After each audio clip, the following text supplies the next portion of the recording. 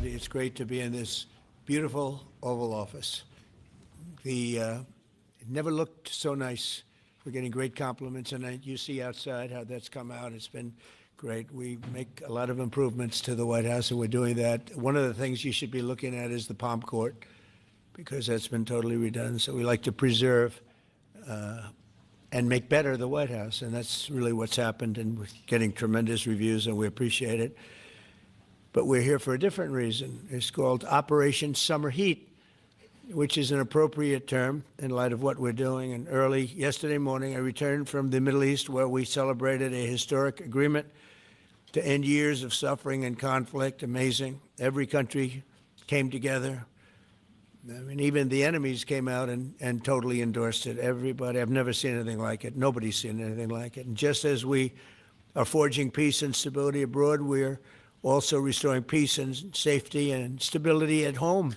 And you see that in Washington, D.C., maybe better than any place, because we got there, and within 12 days it was very good. And within 30 days, it's been as safe as any city in the country. It's been great. Took out 1,700 people, got them out. These are career criminals in many cases, and people that shouldn't have been allowed in by the Biden administration. Historically, the summer months have been a time when violent crime soar, as you know, but not under President Trump. Today, we're announcing the results of a sweeping law enforcement effort known as Operation Summer Heat. We were in many cities that people didn't know about. We kept it a little quiet, and it had a big impact, and you'll hear that in a second. But over the past few months, FBI offices in all 50 states made crushing violent crime a top enforcement priority. That's what they did, rounding up and arresting thousands of the most violent and dangerous criminals. And these are among the most dangerous and violent people in the world. They were allowed, in many cases, not in all cases, but in many cases, they were allowed in by a very foolish, actually stupid, open border policy. Just anybody could have come in. They emptied out their jails, their prisons, their mental institutions. They emptied them into our country. And the people behind me have done an incredible job, because if we didn't have that administration, it would have been so much easier. They allowed millions of people in this country that shouldn't have been allowed, including over 11,000 murderers, half of whom murdered more than one person. And many of them are gone now, or they're put in prison, because we don't want to have them come back. So we literally put them in our prison, which we don't want to do. But we bring them back to their countries. Working with state and local partners, the FBI arrested over 8,000 violent criminals during the course of this period. In major cities like in New Orleans, Nashville, we saw a 250% increase in arrests. And we really went after the bad ones. These include 725 individuals wanted for violent crimes against children and murderers. These arrests are in addition to the work of our historic federal task forces that Make D.C. Safe Task Force has been unbelievable. I mean, the job they've done, it's incredible. And it's been so nice, because so many people, they're going out to dinner and they're having dinners. They didn't go out for 4 years. And now they're going out 3 times a week. The restaurants are opening. Restaurants are full. And usually that means a lot of good things. But restaurants that were closed are now opening up. And everybody's happy. It's nobody's ever seen anything like it, actually. And everybody feels safe. You can have a child walk right through the middle of Washington, D.C., and nothing's going to happen. We were losing more than one person a week in Washington. They're being killed on an average of over one a week. The Make D.C. Safe Task Force has been incredible. And the Make Memphis Safe Task Force is having very similar results. It's much earlier, but we've been there for a week and a half, but I'm hearing the results are pretty incredible, and you'll hear about that. They're mobilizing more than 20 federal agencies for the largest law enforcement operation targeting violent criminals in American history. As a result of these efforts, violent crime declined nearly 20% nationwide compared to the same period last year, and it was the safest and most peaceful summer in 2 decades. And honestly, we haven't really even gotten going yet. If we didn't have to fight all of these radical left governors, we could have had Chicago taken care of, as an example. They had, in a short period of time, 4,000 murders in Chicago, and we have to listen to this man stand up and say that we're bad people. And the people of Chicago are walking around with MAGA hats. You have women beautiful black women walking around with MAGA hats. Please let the president in, and we don't care how he does it. They're not interested in National Guard or Army, Navy, bring them in. Marines, bring in the Marines. They just want the crime to stop, and more so because of the success that we had in D.C. I think if we didn't have that success, nobody would even believe it. So I want to congratulate all of the incredible law enforcement professionals joining us today, especially Attorney General Pam Bondi, who's terrific, Deputy Attorney General Todd Blanche, who is a fantastic legal talent. He really is. He's a great guy, too. And, of course, FBI Director Kash Patel. They have worked so hard on this and other things. Since the start of the administration, the FBI has arrested over 23,000 violent criminals, more than double the number arrested in the final year of the Biden disaster.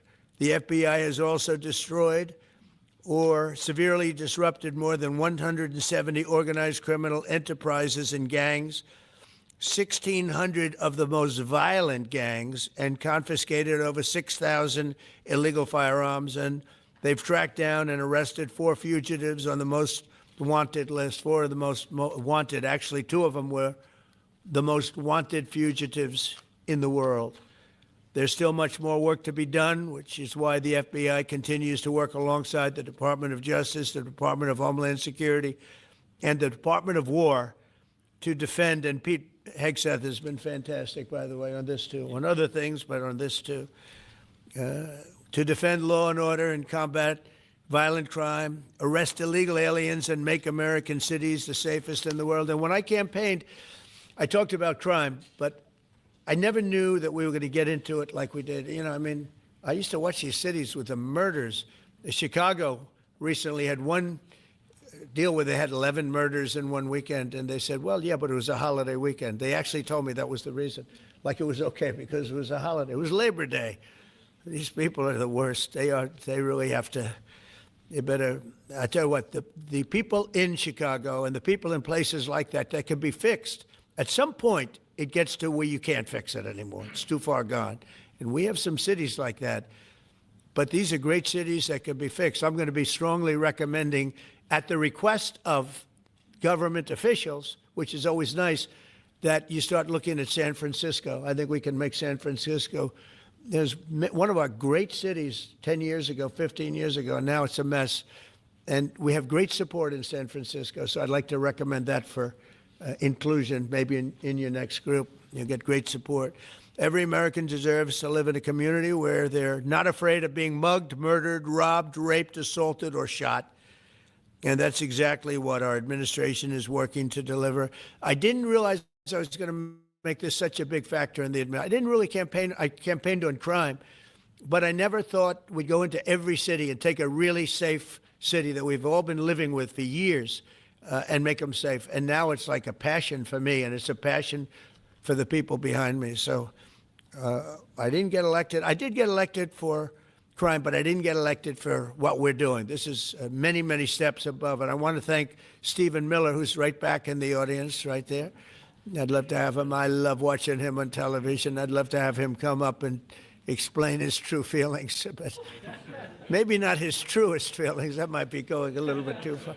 But, Stephen, thank you for doing an unbelievable job. And the people of this country love you, I tell you, and they love what you say about crime and stopping crime. So now I'd like to ask Director Patel to say a few words, and then Pam and Todd also. And I just want to congratulate them. This is an amazing thing. And we're just at the start. We're going to go into other cities that we're not talking about purposely. We're getting ready to go in. And when they go in, like Kash as an example, told me that people didn't even know. 5 months ago, they went into Chicago, and they started doing a lot of work in Chicago. And we brought the numbers down a little bit. And but that really was just preparatory work for what we're going to do with the surge. We're going to have a surge of strong, good people, patriots, and they're going to go in, they straighten it all out. So a lot of these cities we're already working on, but we don't do it with a big flavor. But in a little while, you're going to see some numbers that you're not going to believe. And I think you'll probably start with Memphis, because I'm hearing the numbers are much quicker than we even thought possible. Again, D.C. it speaks for itself. Chicago is going to be okay. We're going to save Chicago. And I told you, and I told them, a very respected man, the head of the Union Pacific, said, "Sir, save Chicago. It can be saved." And the way he said it, it was like, can you believe it? We're trying to save Chicago.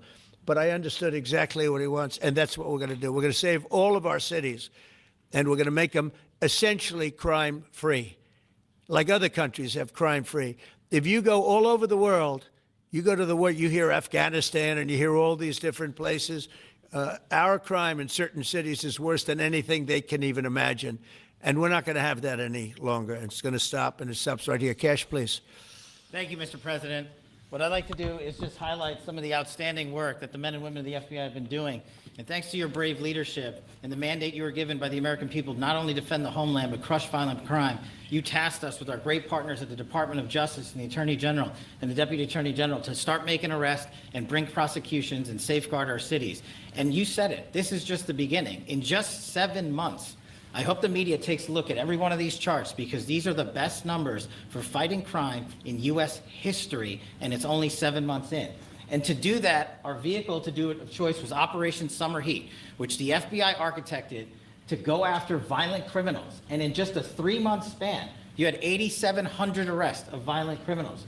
You had 2,200 firearms seized off the streets permanently to safeguard our communities. You had 421 kilograms of fentanyl seized. Just to put that in perspective, that's enough to kill 55 million Americans alone.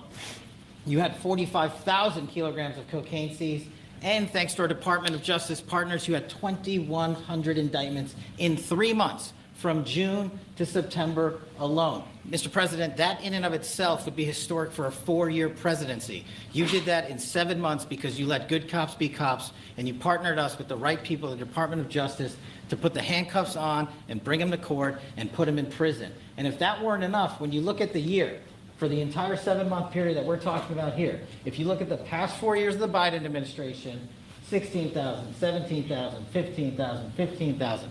That's the number of arrests year over year of violent felons in this country for the Biden administration. Mr. President, in 7 months, you have 28,600 arrests of violent felons in just 7 months alone, because of your leadership and the dedication of the men and women at the FBI who want to go out there and do the job they were prevented from doing, because that department used to be weaponized and politicized. And this is what happens when you take out the fangs of weaponization. This number is historic by every metric. 28,000 people have been arrested, violent felons alone. And then when you go over there and look at some of these charts, if you don't mind, I'll just hop over here. Look at the metrics for not just violent crime, but the homeland. Mr. President, during your administration, the FBI has found and located 5,400 children. That is a 30% increase year to date over the last administration. Violent crimes against children arrests alone are up 10%. Gang arrests are up 210% in the last 7 months alone. And transnational organized crime, which Stephen Miller has been a great partner in, is up over 12% alone. These numbers are historic just as a snapshot. But just so people don't think we're focusing on violent crime alone, the national security mission, Mr. President, and your leadership has never been stronger. We have gone after espionage activities against our main counterparts in China, Russia, and Iran. In China alone, we've had over a 50% increase in espionage arrests alone in prosecution. In Iran, we have had a 50% increase, again, in espionage cases. And in Russia, we've had a 33% increase in espionage cases alone.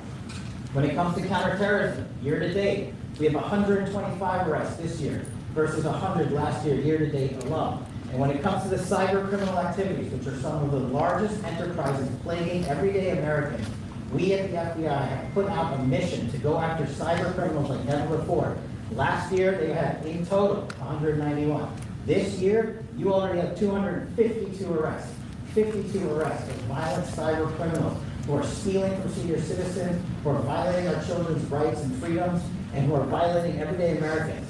These programs are record. And two of the things I'll finish with that I'm most proud of, Mr. President, this FBI. Fentanyl.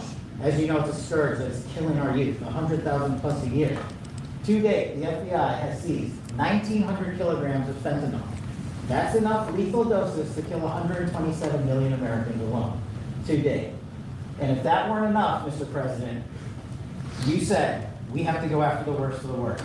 And you empowered our Department of Justice, our Attorney General, our Deputy Attorney General, and the Deputy Director at the FBI led the charge, not just on summer heat, but he also led the charge to the FBI's 10 most wanted fugitives.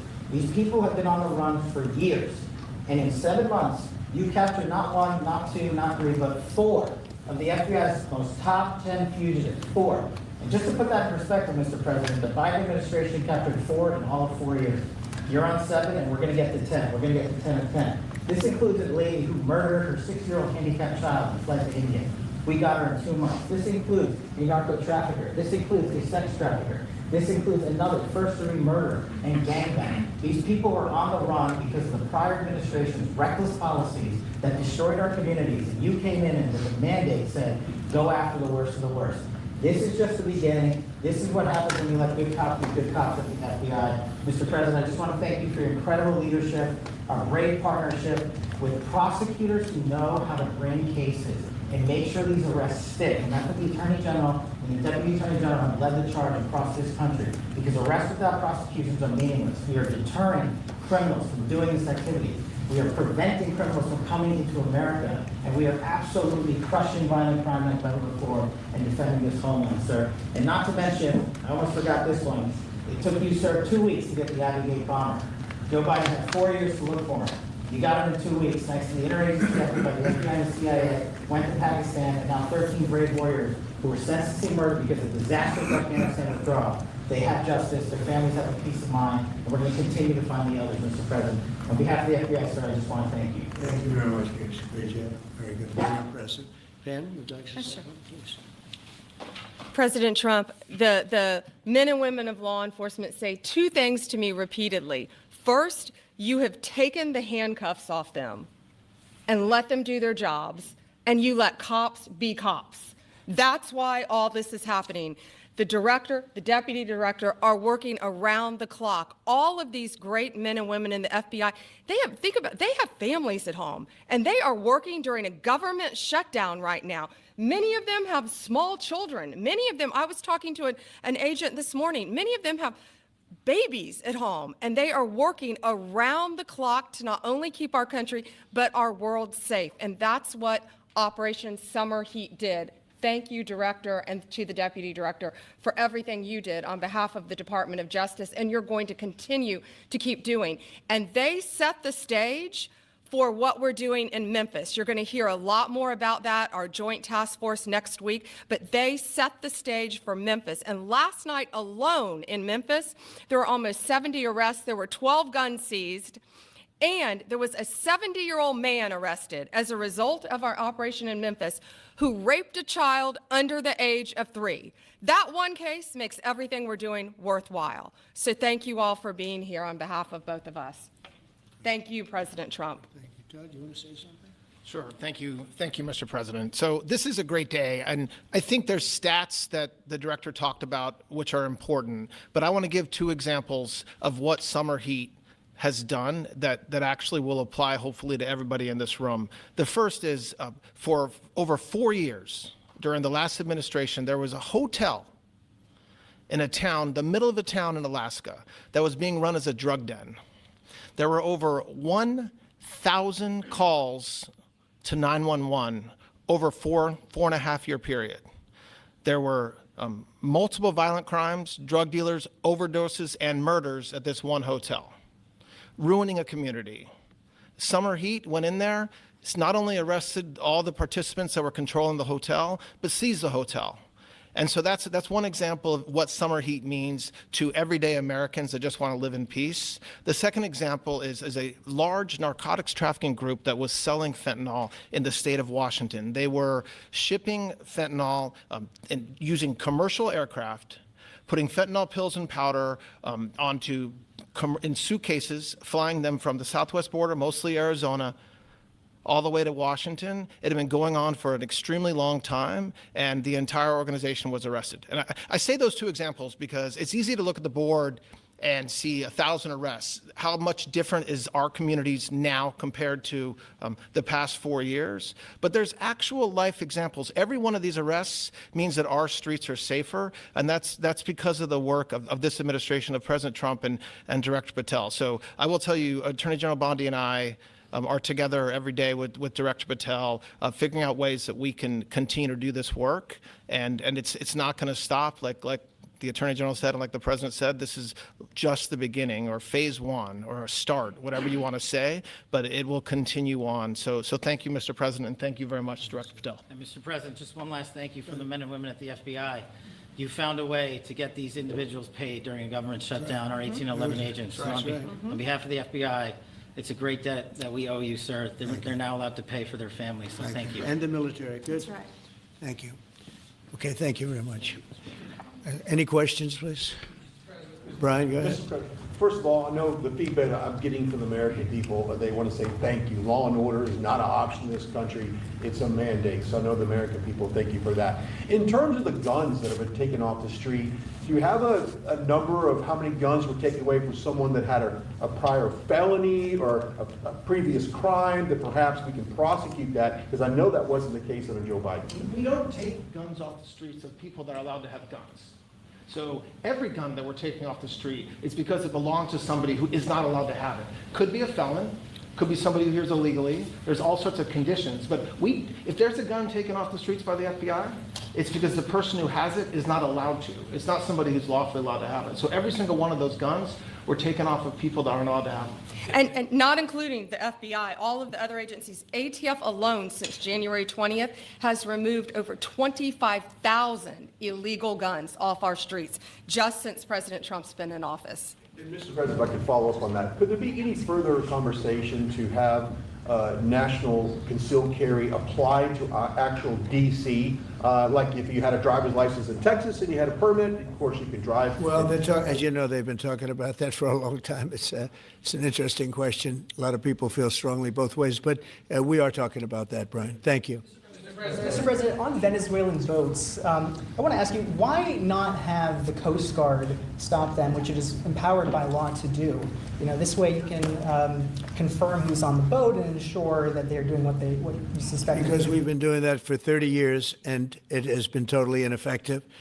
They have faster boats. Some of these boats are seriously, I mean, they're world-class speedboats, but they're not faster than missiles. But we've been trying to do that for years, and so much of the drugs, 25-30%, would come in through the seas. Right now we have, I would say, none coming in through the seas. In fact, I don't know about the fishing industry. If you want to go fishing, a lot of people aren't deciding to even go fishing. We've almost totally stopped it by sea. Now we'll stop it by land. What's the next But step? it never worked. It never worked when you did it in a very politically correct manner.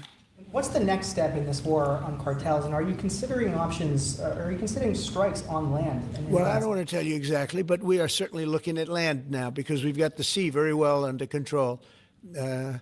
We've had a couple of days where there isn't a boat to be found.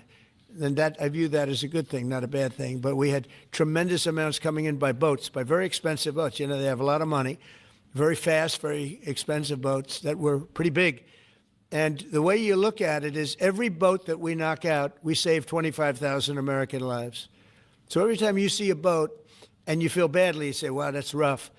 It is rough, but if you lose 3 people and save 25,000 people, these are people that are killing our population. Every boat is saving 25,000 lives, and you can see it. The boats get hit, and you see that fentanyl all over the ocean. It's like floating in bags. It's all over the place, and it's a tremendous. We're saving tremendous amounts of lives. Yeah, Mr. please. President, on that issue, I know you've talked about, I have a question for you, and then I also have a question for Director Patel. I know you talked about having some distaste for Boston recently. Is this one of those cities that you might be looking into, and can you give us a hint about other cities that you might be? You say sending for federal- where? For where? For Boston. Yeah, well, Boston has a bad mayor who at least is a reasonable IQ person. You know, most of them are low IQ, but and they're so bad. I mean, what's going on in Chicago is just, you'd think the guy would say, hey, look, we have a problem, Mr. President. Could you come in and straighten it out? We could have that done in a month if we had their cooperation. It's going to be done anyway, but we could have it done in a month. Yeah, Boston, she's got 4 areas that are, wrong. And, somebody said, would we think about taking the World Cup away from Boston if they don't straighten it out? And the answer is yes. We have the right to do that with FIFA. So if we think that LA is going to be bad, or we think that applies a little bit to the Olympics too, but we'll talk about FIFA first. FIFA is very hot. If we think there's any reason that, whether it's Boston or anywhere else, that they're not doing their job, we're going to take those World Cup games and move them someplace else. Thank you. And then Director Patel, there's been so many conspiracy theories swirling around about the assassination of Charlie Kirk. Do you have any updates for us, especially in light of all the online content that everyone's been talking about? The only thing we deal with at the FBI and the Department of Justice is facts, and we delivered in record speed a manhunt to capture Charlie Kirk's alleged assassin in 33 hours. And if you put that in perspective to Luigi Mangione or the Boston bomber, they took them 5 days and a police officer lost their life in their manhunt. We are running out absolutely every single lead, and the best thing we can do to honor my friend Charlie Kirk's life is to make sure that everyone involved is prosecuted to the full extent of the law, and that's what we're focused on, investigating the facts, not trading in conspiracy theories. Okay?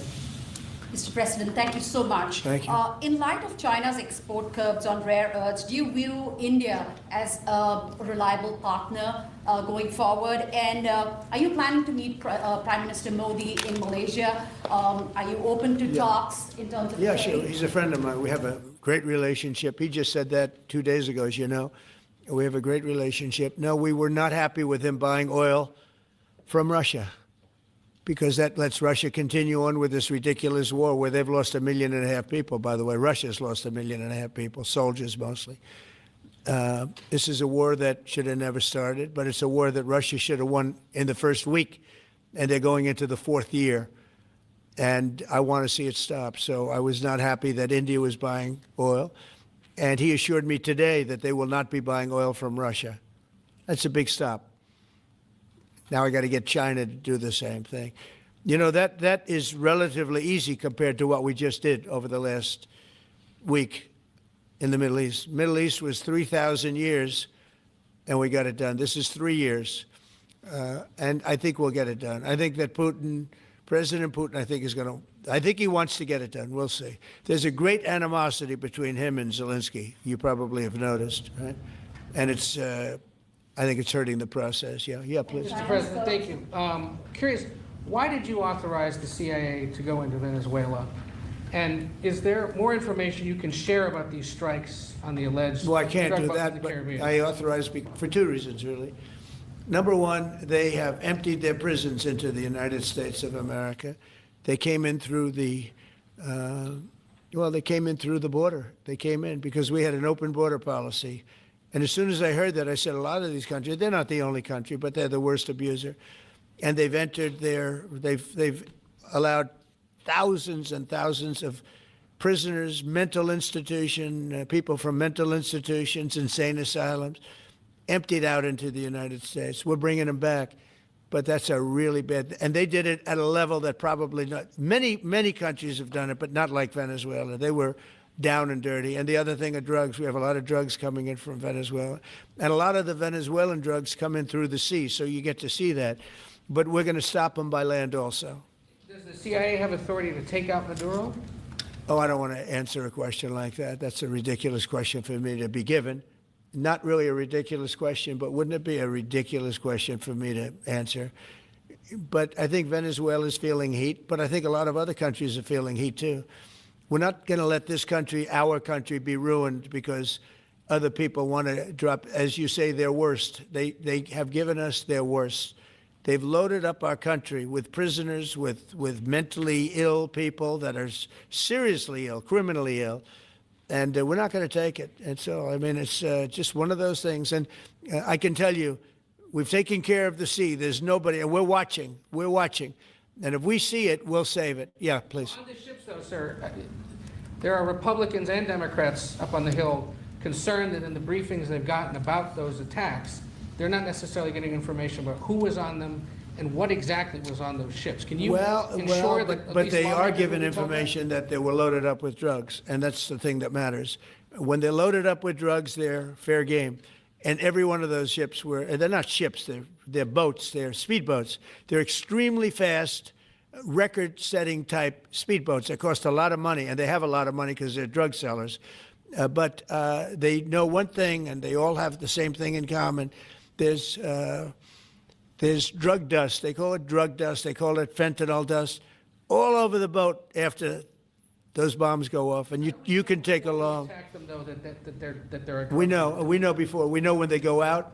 We know we have much information about each boat that goes out. Deep, strong information. Yeah, please. Sir, you're going to have Volodymyr Zelensky here this week. What is your message at this stage of the war for him? And shy of tomahawks. To who is that? For Zelensky. Yeah. And shy of tomahawks for Ukraine. Are you considering other options, and will you speak with Vladimir Putin about No, we're looking at other options. We are. President Zelensky's coming in. I'm not a fan of the war. I'm not a fan of the way it started. It should have never happened. It wouldn't have started if I were president. The election was rigged. And because of that, we lost a lot of lives have been lost because of that war. Not American lives, but if I can save a lot of lives, that's why I'm in it. I want to save lives. I've had 8 wars. The Prime Minister of Pakistan got up the other day, said so beautifully, says, you saved millions of lives. He told that to a group of people right in this office. He said the president saved millions of lives. And I think what he's referring to is the fact that that would have been with India, nuclear war. That was getting very close. 7 planes, they don't talk about it, but 7 aircraft were shot down. In fact, we have the new ambassador to India right here. They're well represented. You better represent us, not them, okay? But Sergio's going to do a great job. He's going to do a great job. But no, we'll be talking about the war with him, and we'll be talking about, they want to go offensive. I'll make a determination on that, but they would like to go offensive, you know that, and we'll have to make a determination. Can I follow up with a question? Given you have the FBI Director and Attorney General here today, Jim Jordan has asked Jack Smith to appear in front of the House Judiciary. You mean deranged, Jack? He's a deranged individual, yeah. He's asked him to. Well, they should. I'm surprised it takes so long. We're talking about violent crime. What about the crime against a political opponent? That's what we have to talk about, Mr. Jordan too. would like to understand the full extent to which the Biden-Harris Justice Department weaponized federal law enforcement.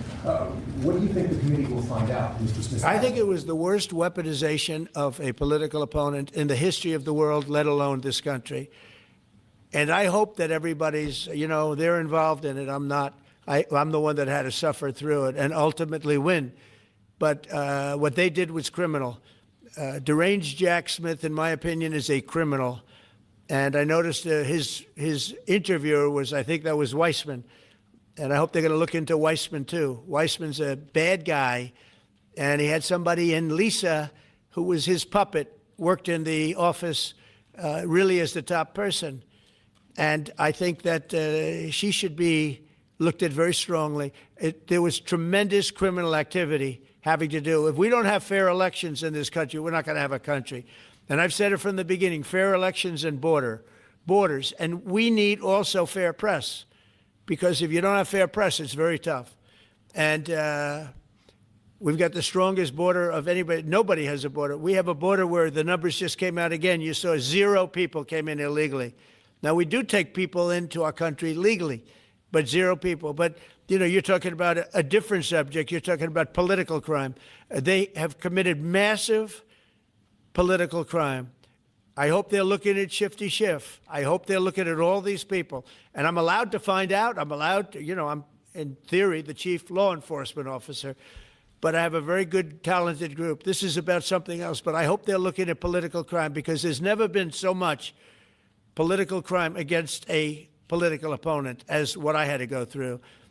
They raided my house in Florida. It was an illegal raid. I have a lawsuit that was doing very well. And when I became president, I said, I'm sort of suing myself. I don't know. How do you settle the lawsuit? I'll say, give me X dollars, right? And I don't know what to do with the lawsuit. It's a great lawsuit.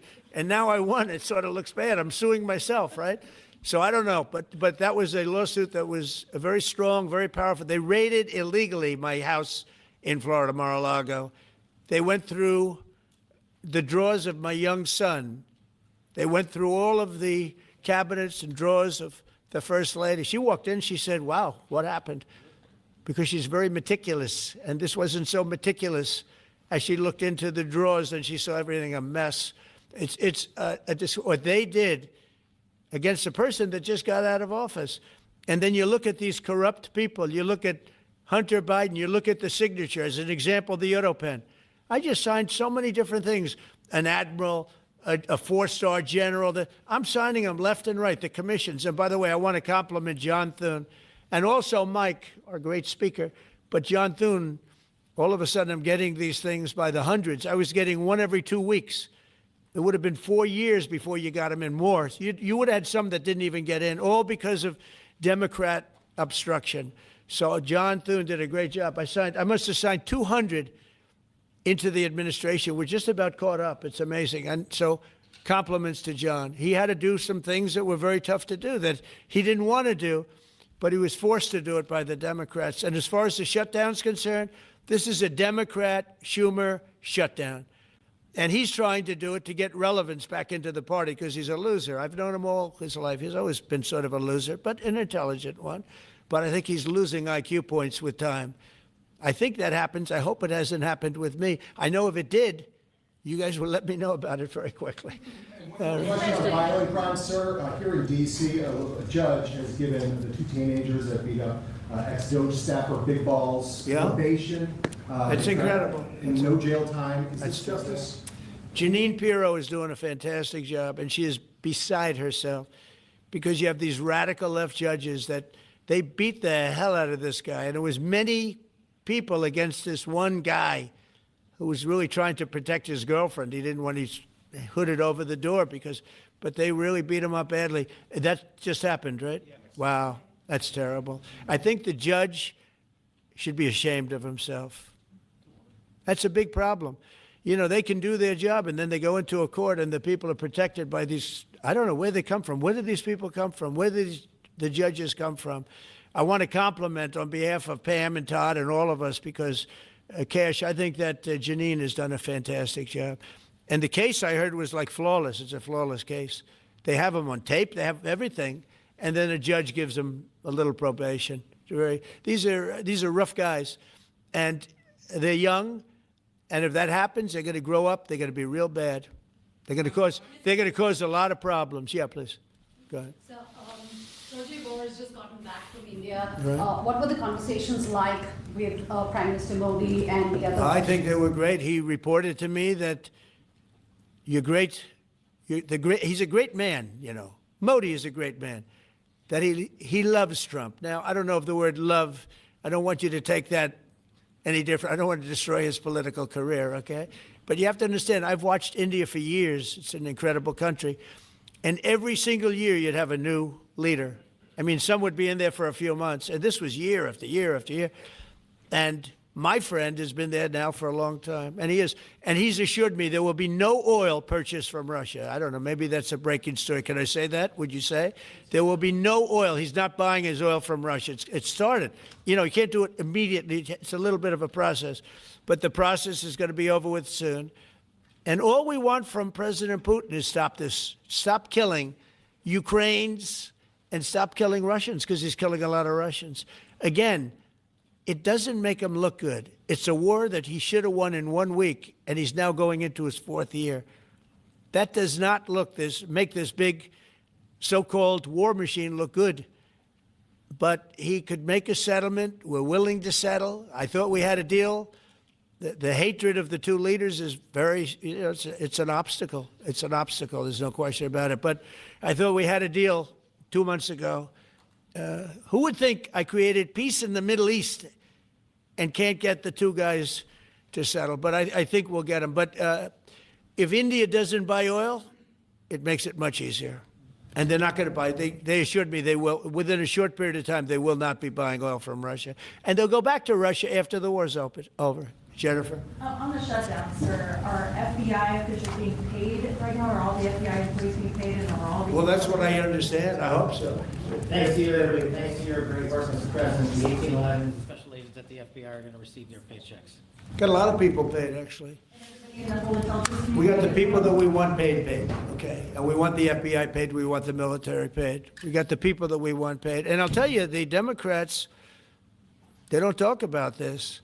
You know, we're getting rid of programs that we didn't like, but that were negotiated in, but we didn't like. We're terminating those programs, and they're going to be terminated on a permanent basis.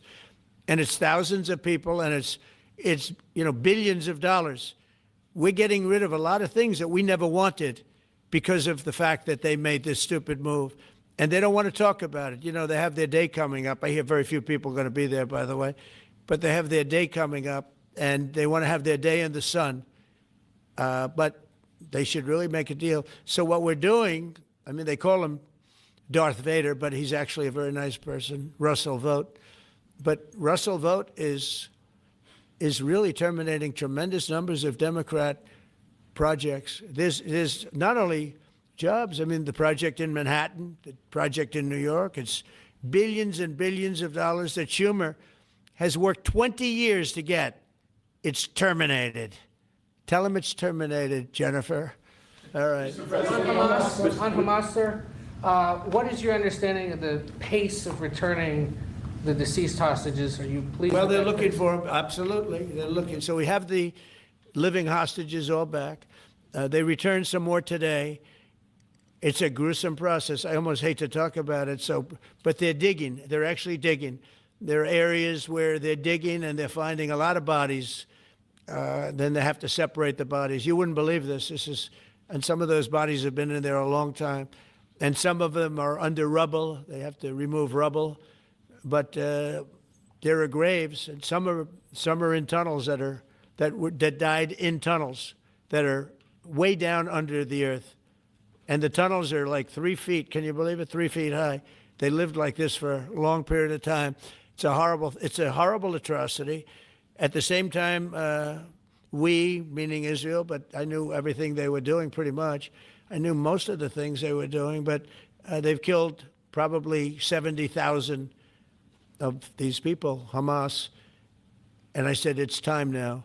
So we'll see what happens. We'll also see what happens. Your next question is going to be the weapons. We want the weapons to be given up, sacrificed, and they've agreed to do it. Now they have to do it. And if they don't do it, we'll do it. We had the head of CENTCOM today suggest that Hamas needs to hurry up and disarm and follow your comprehensive plan. Yeah. That it was the head of CENTCOM saying that. Is that not a signal to Hamas, to the rest of the world, that at some point the U.S. military may more directly engage? We won't need the U.S. military. We won't need it. Why not just yield? Because we're very much involved in it. If we weren't involved, there wouldn't be peace. If we didn't destroy the nuclear capability of Iran, that deal would have never happened for two reasons. The Arab nations would not have felt bold enough to do it because you have a very powerful, at that time, Iran. It's not powerful anymore between what Israel and us did. Because, the attack was, if you look at it, we helped them very much. They will be the first to tell you, including shooting down thousands of drones that were coming into Israel. We shot them down. We were shooting them down like it was target practice, but we shot down thousands of drones and missiles also going into Israel. But between what we did to Iran that way with the, conventional, we will call it, and what see that beautiful plane, that B-2, I noticed it on the desk. I always thought it was beautiful, but I never understood it. Now I understand it. It took in hundreds of thousands of bombs in the form of two, but hundreds of thousands of pounds of bombs. And every single bomb hit perfectly. Then they sent Tomahawks in. They sent 30 Tomahawks on top of it. And that was totally, CNN said, well, maybe it wasn't as bad as, as Trump said, because I said obliterated. Obliterated is not a strong enough word, actually. And you saw the Atomic Energy Commission came out and said the word obliteration is very, very, think of it. They came in under potential fire. They entered Iran airspace late at night, in the dark, no moon. The moon was low for a reason. What time we picked it. Couldn't see anything. And they hit every target, and they weren't hit. Nobody saw that plane. That plane is stealth. Nobody saw it. The problem with that is it may be stealth today, but tomorrow it won't be. And we just ordered about 20 brand new B-2 bombers. It's unbelievable as a weapon. I know Putin, when I was riding with him in Alaska, we passed a lot of them. And he said, that really did the trick. I said, yeah, it did. It's amazing. The flying wing. But you still see no reason for the U.S. military to get involved in Gaza? No, I don't see that. No, I think we're going to handle it very well. We'll be helping Israel. But we have other countries that are now. You know, we signed, many countries signed, and many of those countries relatively are very strong military powers. And Hamas has no support. See, Hamas had the support of Iran, and now Iran says, don't get us involved. The last time they got them involved didn't work out too well. So they used to have the support of Iran. Today, Iran they're trying to survive. You know, when I heard the reports 2 weeks ago, Iran's looking to build a nuclear weapon, I said, don't worry about it. They got a lot of things they want to do before nuclear weapons. I said, the last thing they want to do is a nuclear weapon. It didn't work out. And if they did a nuclear weapon before they got even close, that site would be attacked and it would be wiped out. Yeah. Mr. President, you're meeting with President Xi in a few weeks. Yeah. If you can't come to an agreement or a deal at that meeting, are we in for a sustained trade war with China? Well, you're in one now. Look, we have 100% tariff. If we didn't have tariffs, we would be exposed as being a nothing. We would have no defense. You know, they've used tariffs on us, but we've never had anybody sitting in that chair that felt the need to do it. And they've allowed us to be $37 trillion in debt, et cetera, et cetera. Tariffs are a very important tool for our defense, for our national security. If we don't have tariffs, we're not going to have national security. As an example, if you look at Pakistan and Iran, I told them I was in the midst of negotiating a trade deal with Iran, and Pakistan was going to be in line. And because of tariffs, they all want to negotiate much differently. We're making a good deal. And then I heard that they're shooting at each other. And I said during one of my conversations, are you guys going to go to war? Two nuclear powers. We are thinking about, I said, here's the deal. You go to war, I'm going to put a 200% tariff. I'm going to stop you from doing any business in the United States. I said it to both of them. Within 24 hours, the war ended. That would have been a nuclear war. And again, the Prime Minister of Pakistan, who was here 2 weeks ago, said that man saved many millions of lives in front of a whole group of people because he thought it was going to be war. But when it came to war or having to pay massive tariffs, the tariffs overrode. That's why it's so important. Not only the money, we're taking in trillions of dollars, not only the money, the power to keep peace, the power to be used for good is enormous. But a lot of people didn't understand tariffs. It's also made us very rich. We have a big case coming up in the Supreme Court, and I will tell you, that's one of the most important cases in the history of our country, because if we don't win that case, we will be a weakened, troubled, financial mess for many, many years to come. I don't even know if survivable is a good term. And if we do, we're going to be the most powerful economic country in the world. And all we're doing is using them as a defense against what took place for many years. China would charge us tariffs. It was incredible, but we weren't allowed to charge. We're allowed to do whatever we want. We just had presidents that didn't want to do it for whatever reason. And it was nothing. But of the 8 wars, I was saying 7, of the 8 wars, I would say tariffs are directly responsible for me ending 6 of them, 5 or 6. Without the tariffs, you have wars raging all over the world. With the tariffs, other than Russia, we have no wars out there. And we've made a lot of good friends, too. Tariffs are so important to our national security. If we don't have tariffs, we don't have national security.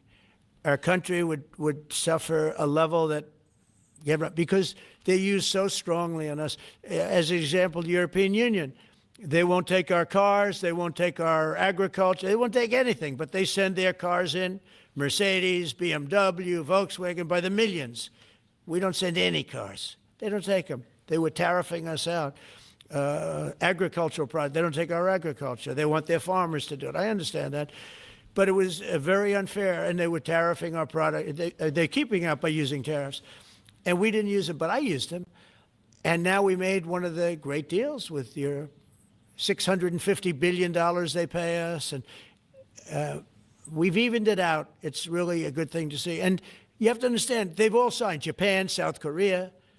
I mean, South Korea, $350 billion up front. Japan, $650 billion. And they've all agreed to it. They're all happy. But before, it was a total ripoff. And if we don't have the use of tariffs, we have no national security. This country will have no financial security, will not have national security. And the people that brought the lawsuit are people that are aligned with foreign nations that are now being treated fairly as opposed to just ripping us off and ripping us asunder. So, but if we are not allowed to use what other people use against us, there's no defense. It'll be a disaster for America. That's why I think I'm going to go to the Supreme Court to watch it. I've not done that, and I had some pretty big cases. I think it's one of the most important cases ever brought, because we will be defenseless against the world. Okay? You'll go to the tariff case? Did you have one? Yes, please. Thank you, Mr. President. I want to ask you about the Georgia Senate race. I know it's very early, but there's several Republicans in that field that are vying for your endorsement. A lot of good people in that field. Yes. I know all of them, actually. I haven't made a decision on that, but you have some very good people in the Georgia Senate race.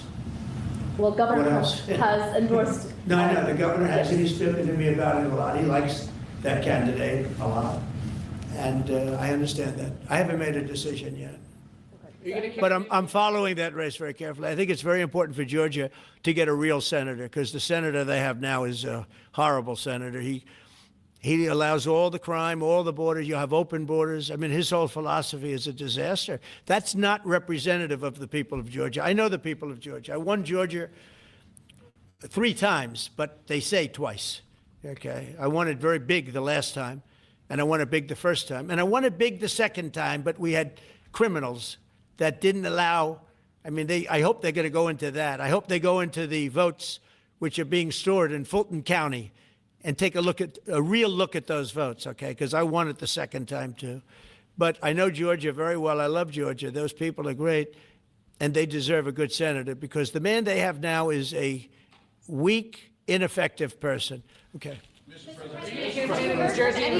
President, I wonder what you make of By the way, you won Georgia 3 times. Just Yeah, I agree. Do you agree with me? I And do. He's the media. For someone that He's the spends media. a lot of time in Georgia, I believe you won that. Yeah, okay. I really have a question about. You know, the word believe isn't strong enough, right? Yeah, You I know. There you go. It's true. I know I won, too. We have the great Newt Gingrich. Newt, you agree with us?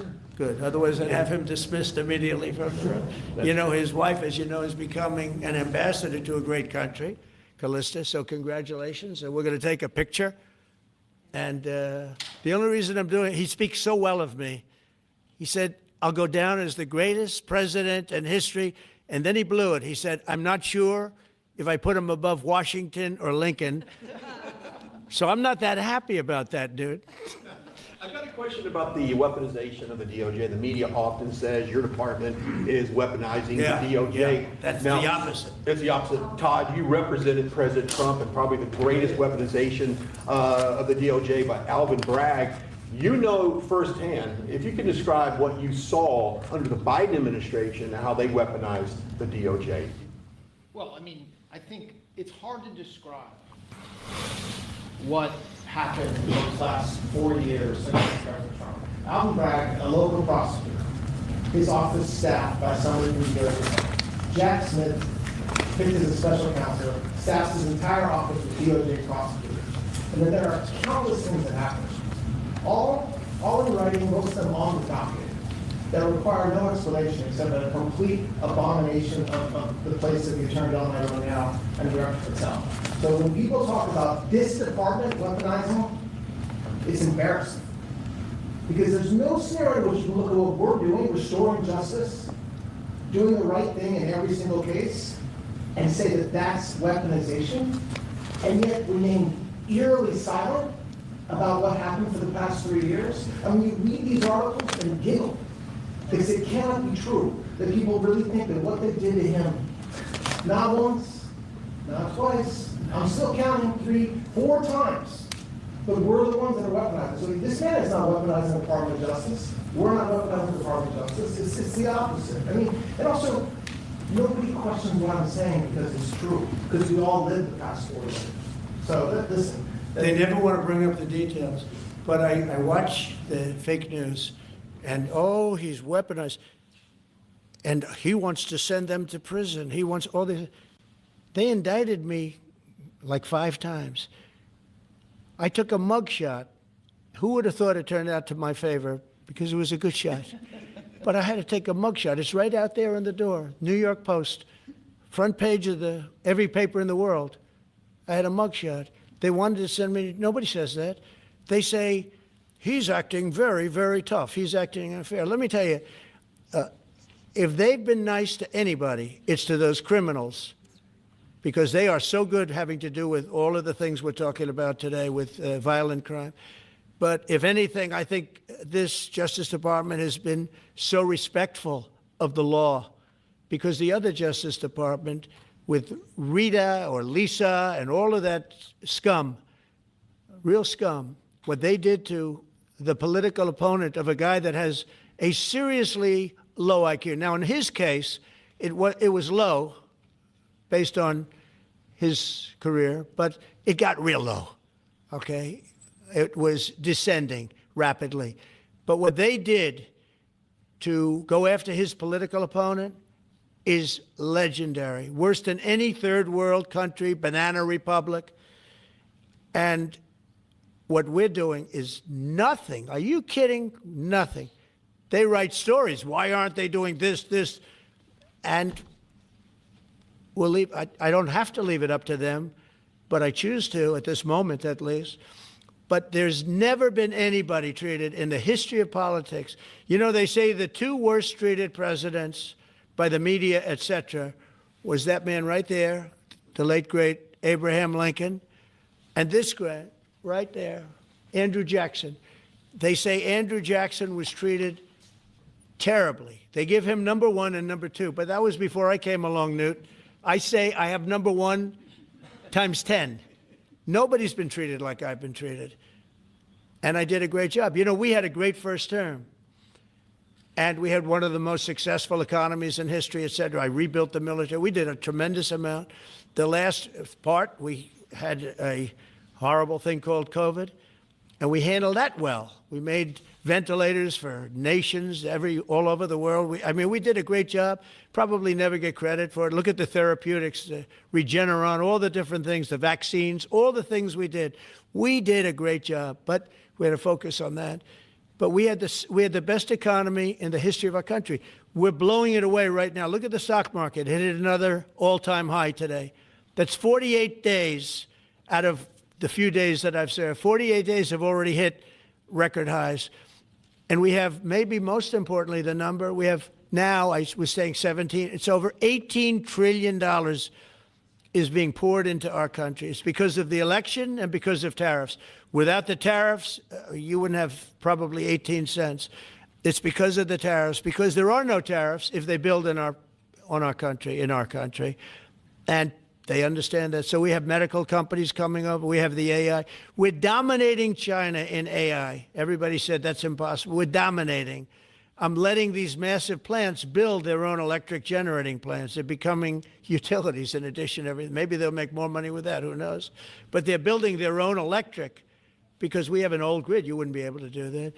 And we're dominating China. We're dominating with AI, which seems to be the new big thing. That's the new internet. That's the new whatever. So we're very happy with the job we're doing. I'm very happy with the job they're doing. But when you tell me about attacking a political opponent, there's never been, and I'm a legitimate opponent. I watch my son. He's got the #1 best-selling book now. My son, Eric, is a wonderful kid. That guy spent so much time with subpoenas. He got more subpoenas than anybody in the history of our country. Think of it. And he's an innocent, good boy. He's a good kid. He's always been a good kid. All of my children are good. They went through hell. My children went through federal grand juries on a hoax. Think of it. You have Adam Schiff and Hillary Clinton and others make up a hoax and then wanting to so they know it's a hoax, and they go before the press, say Donald Trump Jr. will go to jail because of what he's done with Russia. I'll never forget, I get a call from my son, Don, and he said, Dad, I'm being accused of something with Russia. I don't know anything about Russia. He didn't know anything about it. Think of it, how bad they are. They say he'll go to prison for the rest of his life. He knew nothing about it. On a hoax, the Russian hoax, Russia hoax, on a story that they made up. And they made it up in order to explain why Hillary Clinton lost an election that she lost by pretty good numbers. The second one, actually the second one was even better, but the third one, this one was too big to rig. It was just too big to rig. They would have rigged. They tried to rig it. But think of it. They want to send my children to jail, but they were after Don in particular. I'll never forget Adam Shifty Schiff, a total crooked guy, lying in Congress, making up a phone conversation that I have with you, totally made up. Then when he heard it was taped, he wanted to disappear. And Nancy Pelosi went crazy because they wanted to impeach me based on the conversation that was made up. When they heard the tape, everybody, I won it unanimously in the Republican Party. I got every single vote, something that never happens, and I beat it. But think of it, they want to put my son in jail for something that they made up. So they know they made it up. And they say he will serve the rest of his life in prison. These are sick, bad people. And don't tell me about us going after them. If anything, we've been very, very soft. I wouldn't be that soft, I'll tell you that. Thank you very much, everybody. Let's talk. Thank you very much. It's going to be built.